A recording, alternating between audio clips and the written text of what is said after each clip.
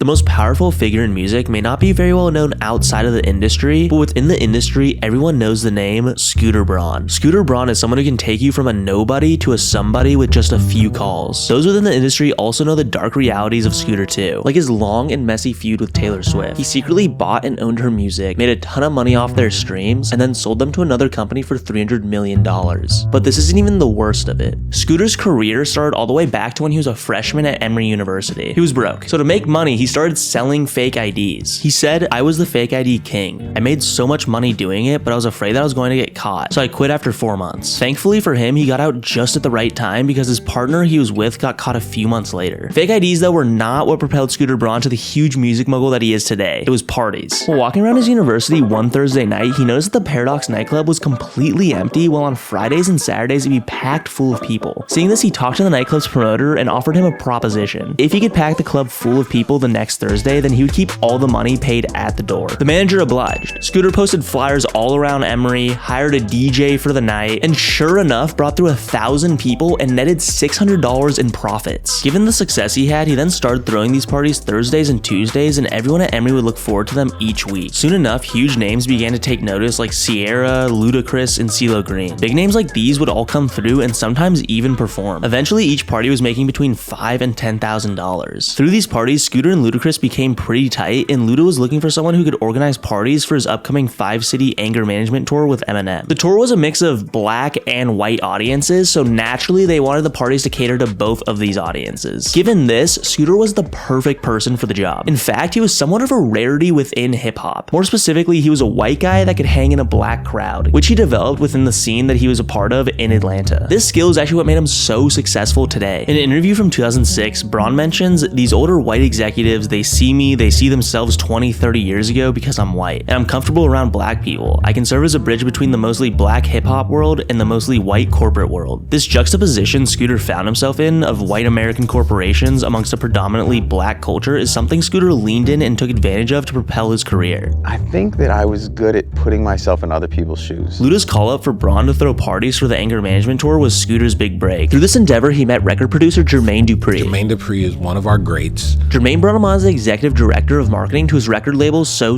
Def Records. At this point, Scooter realized the opportunity he had. His destiny started to become clear. So during his junior year, he dropped out of Emory and began focusing solely on his newfound career within music. This decision came easy for Scooter, but his parents had a harder time accepting it. His dad, who's a cosmetic dentist, provided the Braun family with a very cushy and comfy lifestyle within Greenwich, Connecticut, where their house had tennis courts, a swimming pool, and an indoor basketball hoop. Initially, Braun hid these details from his peers in the music industry because he didn't want to get that judgment that comes with living in such a lavish lifestyle when others lived in such poor lifestyles. So thinking strategically, Scooter told his peers that he grew up in Queens, New York in a very impoverished area. After a few years at So Def Records, Scooter left to start his own marketing business. Within weeks of starting his own marketing business, he was able to secure a $12 million deal between Ludacris and the car company Pontiac. This was huge at that time because rappers historically haven't been able to secure huge endorsement deals because of that personified image of being a thug. However, Scooter's superpower, which we mentioned earlier, is that he's a white guy operating in a black culture and is able to link the two together for business. Scooter's career was going great. He was successful, making money, and started his own business. But actually, no one knew that he was secretly still broke as f***.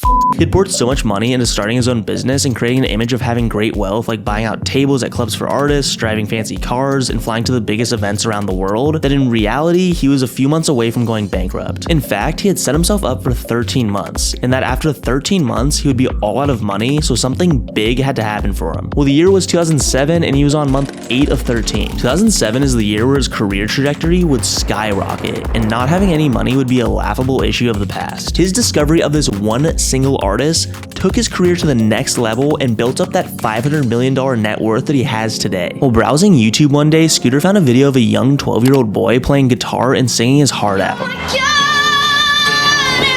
Scooter was blown away and immediately went into action. He tracked the boy's school down, called the administration, and got the kid's mother's name and phone number. He called the mother and persuaded her and her son to get on a plane to Atlanta to meet with him ASAP. With enough persistence, Braun was able to convince the mother to allow him to manage her son Justin Bieber. However, Justin's mom required Scooter to pay for the townhouse they were living in, Justin's education, and his hockey lessons. Well, this was all fine and dandy, but Scooter was now on month 11 of 13 and his finances were struggling. Luckily, Scooter had signed a Rapper of the Year prior, and this rapper had just recorded a hit song with Scooter and Justin in the studio with him months prior. This hit was I Love College. That party last night was awfully crazy. With the release of I Love College, Asher Roth was able to secure a $1 million publishing deal which provided Scooter a $150,000 commission. With this commission, Scooter put it all down on his investment of Justin Bieber, which now we can see proved to be a genius move. Once Scooter did sign Bieber, both Scooter and Justin's careers took off. In 2009, Justin released his debut EP, My World, which sold over 100,000 copies in its first week, the most successful debut project that year by any artist and receiving a certified platinum status within a year. The following year, Justin would drop My World 2.0, where his single Baby completely exploded his popularity within music. Baby became the most popular single of all time, going 13 times platinum. However, it wasn't all peaches and cream for Biebs and Scooter Braun. Starting in 2014, things started going downhill for Justin Bieber. First, he was charged with marijuana possession, then he was found drunk driving in Miami, and third, who could forget the infamous peeing in the bucket video. But Scooter was savvy and was determined to protect his client at all costs. Again, the statement, money over everything, comes to mind. At the time, Bieber was hanging out frequently with Lil Twist, a rapper who was signed to Lil Wayne's Young Money label. After the news came out of Bieber getting a marijuana charge, Twist recalls getting a call from Justin's team. If they would have put weed charges on Justin in his early career, it would have been bad on him. So I got a call one day saying, Twist, you love him, then we're going to take the heat from him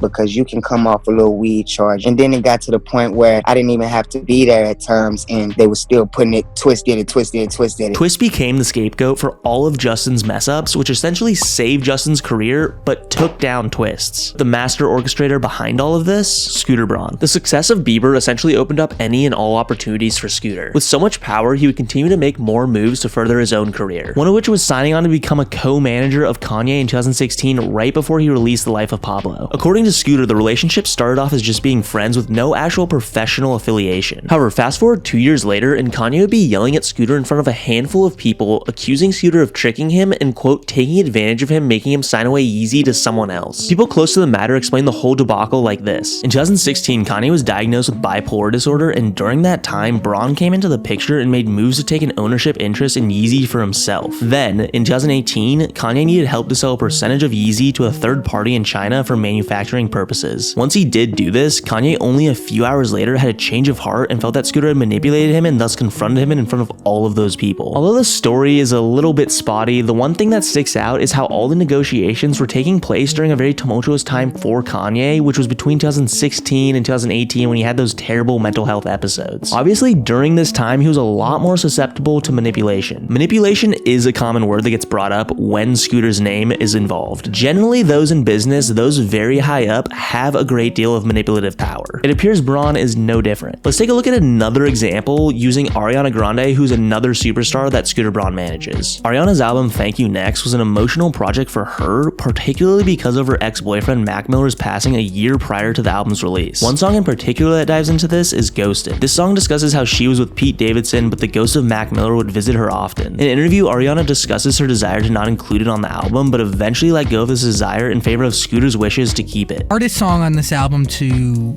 write? I was gonna say Ghosted sucked. It's a lot. It's like too much, actually. I was literally begging Scooter to take it off, and he was like, "You're thinking too hard now." Why do you think he wanted to push for it? It is really beautiful. I think it's just like, you know, I don't listen to that one. Money over everything. Ariana doesn't listen to this song, but fans love the vulnerability that she shows. This doesn't seem like a personal decision, but rather a business one that's not coming from Ariana Grande, but rather Scooter Braun. Another example that we can look at of Scooter using a personal relationship to better himself business-wise is another one of his superstar clients, Demi Lovato. Demi, whose pronouns are they, them, released a docuseries called Dancing with the Devil detailing their road to recovery after a near-fatal overdose in 2018. In the docuseries, Scooter is interviewed and aggressively positions himself as the good guy who saves Demi months after her overdose by taking them on as a client. She told me she was the only person she wanted to meet with was us, and I wanted to make sure that, you know, with everything she had gone through, I honored that. And when she started talking and pouring out her heart and soul, we realized that absolutely we need to manage her. She didn't need a manager, she needed a friend. Positioning himself as the good guy was a very strategic move. It's not surprising that Scooter was able to execute this, given that Demi and Scooter are both both executive producers of Dancing with the Devil. There was some criticism over the docuseries, with Demi being so vulnerable so shortly after her overdose. Many felt that it was too soon for Demi to release such a thing because it was so obvious that she was still in a recovery phase, which was actually spot on, as Demi would return to rehab just a year after the film's release. Moving on to another superstar, but not one of Scooter's clients, let's talk about Taylor Swift. I'm sure most people know the headlines of Taylor Swift versus Scooter Braun, as this was probably the first time many people even heard of Scooter before. Scooter got a ton of flack for this, but let me try to explain the situation simply. In June 2019, Scooter acquired the company Big Machine Label Group, an independent record label that happened to own Taylor Swift's master recordings for her first 6 albums. With Scooter now owning Taylor's masters, he had legal ownership of the music, meaning he would earn royalties from the songs and was in charge of other things like which radios could play it, when it could be used on TV, and just in general when anyone could use any of her music. Essentially, Scooter had complete ownership over Taylor's music. Swift was not happy about this. Scooter and Swift have a history where Swift has pointed out that Scooter played a large part in bullying her through things like overseeing Kanye's famous music video. So once Scooter did purchase Taylor's masters, Taylor Swift posted a very long Tumblr post detailing the whole ordeal. This note reads, "Some fun facts about today's news. I learned about Scooter Braun's purchase of my masters as it was announced to the world. All I could think about was the incessant manipulative bullying I've received at his hand for years." And continues with saying, "This is my worst case scenario. This is what happens when you sign a deal at 15 to someone for whom the term loyalty is clearly just a contractual concept. When I left my masters in Scott's hands, I made peace with the fact that eventually he would sell them. Never in my worst nightmares did I imagine the buyer would be Scooter. Anytime Scott Borchetta, who sold Taylor's masters, has heard the word Scooter Braun escape my lips, it was when I was either crying or trying not to. He knew what he was doing. They both did." After this post, millions of Swifties came to Taylor's aid, posting the hashtag #IStandWithTaylor, as well as other artists who showed her support. Rihanna, Miley Cyrus, and Adele all unfollowed Braun on Instagram, and Ariana Grande had posted a congratulations story to Scooter, but immediately deleted it after all this transpired. Scooter's image took a huge hit, and he attempted to save it by saying, "I don't know what story she was told. I asked for her to sit down with me several times, but she refused. I offered to sell her the catalog back." However, Taylor denies this was ever the case, and in a tweet responded saying, "For the past year, I've been actively trying to regain ownership of my master recordings. With that goal in mind, my team attempted to enter into negotiations with Scooter Braun. Scooter's team wanted me to sign an ironclad NDA stating I would never say another word about Scooter Braun unless it was positive. So I would have to sign a document that would silence me forever before I could even have a chance to bid on my own work." Safe to say, Taylor did not get her masters back. So now Taylor's re-recording all of these albums to gain ownership over them once again. This has actually been a hugely profitable move for Swift. Her most recent tour, Eras, which sees Swift performing her full catalog from all the different eras of her music, which is something she wouldn't have been able to do having not owned her masters prior, has grossed Swift $4.1 billion.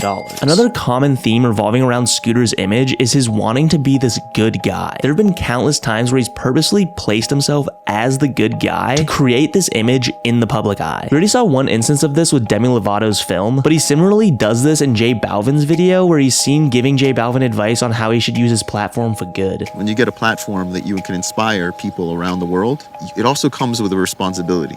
Artists have always been on the forefront of moving things forward, because they're the voice of people. To no surprise, Scooter also executive directed this film as he did Demi Lovato's. Another example of placing himself as the savior and good guy is in 2017 when Braun played a significant part in coordinating and endorsing Grande's One Love Manchester charity concert, an event taking place merely 2 weeks after a terrorist attack claimed the lives of 22 individuals during Ariana's concert. I mean, this is a great thing that he did, but like all of Scooter's moves, I'm left wondering, is this something that he's doing out of the goodness of his heart, or is it a strategic business move to just save face? At the event, Braun himself appeared on stage to personally introduce Grande and deliver a message to the audience of over 50,000 people, emphasizing that hatred will never emerge victorious and fear will never create division among us. I want to thank you once again for coming out here tonight and answering that call that hatred will never win, fear will never divide us. Given the history, it just leaves me a bit suspicious when he does things like this. It feels like he's trying to make himself the face of the event, which isn't the worst thing, but when Braun is doing things to simply advance his own career professionally, it leaves me with a bad taste and his actions just come off way less genuine. I mean, he very deliberately demonstrated his yearning to save his public image when he offered to sell back Taylor Swift's masters to her. Before they could even enter negotiations, he required Taylor Swift to sign an NDA to prevent her from talking badly about him. Clearly, wanting to save his public persona. Scooter Braun's rise to power in the music industry has been marked by calculated moves, manipulation, and a relentless pursuit of personal gain. While he may brand himself as the nice guy in a bad business, his actions tell a different story. From buying Taylor Swift's masters without her permission to his questionable influence over artists like Ariana Grande, Demi Lovato, and Justin Bieber. But it seems like karma has finally caught up with him, as these same artists very recently dropped him as a manager. Braun has only been the nice guy when it benefited him in some way. When you brand yourself as such, as Scooter has over the years, your actions need to demonstrate the brand that you're praying around as, which, as seen in this video, is far from that. If you enjoyed this video, it would mean a lot to have you subscribe to our channel or share it with a friend. Check out our other videos too. Thanks for watching.